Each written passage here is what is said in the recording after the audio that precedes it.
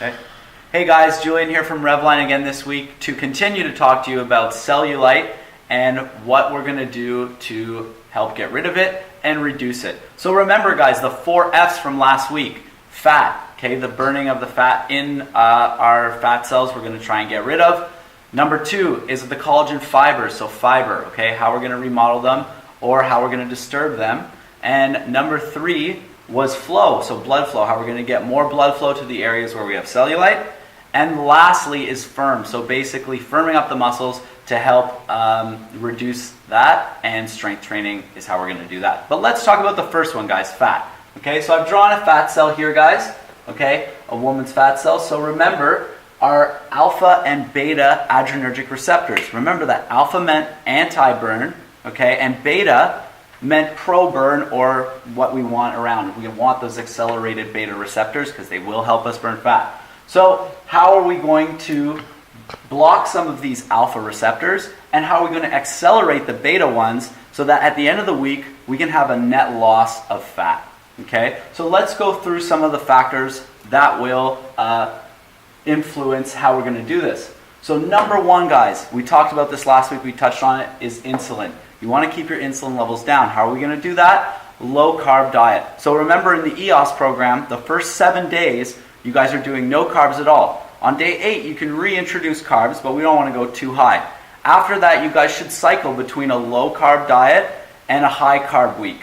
Okay? So look at your carbs that you're having, grams of carbs you're having per day, and make sure you're keeping your insulin levels down. Okay? So number 2, okay, estrogen levels. So some people debate whether estrogen levels being lowered is going to help lower alpha receptors. Okay, but studies show that individuals who are doing hormone treatment or going through hormone treatment show that lowering estrogen levels, okay, it does help block some of the alpha receptors, and a little more testosterone or human growth hormone, which I've put as the third one, kind of balances out and helps block some of those alpha receptors. Obviously, ladies, we don't want too much testosterone or human growth hormone, okay? But that's why I've put a plus minus here, is kind of you want a balance between estrogen and testosterone and human growth hormone. So fourthly, okay, cortisol. So think, guys, cortisol, you're thinking stress. We want to keep our stress levels down. We're going to keep our cortisol down, okay? Because when cortisol is around, especially with insulin, we're going to hold on to a lot of water weight as well. Okay, so we're going to keep our stress down and keep our cortisol down. And lastly, catecholamine, guys. So basically, when we're doing short bouts of energy, okay, short, intense exercise, you guys have these 3 or 4 you're already dealing with.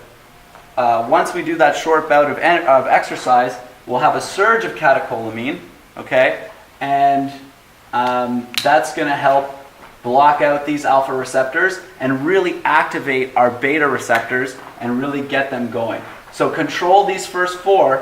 When you start working out in that short, intense bout of exercise, you'll have a surge of catecholamine, which is going to help, along with these 4, to burn some of that fat off.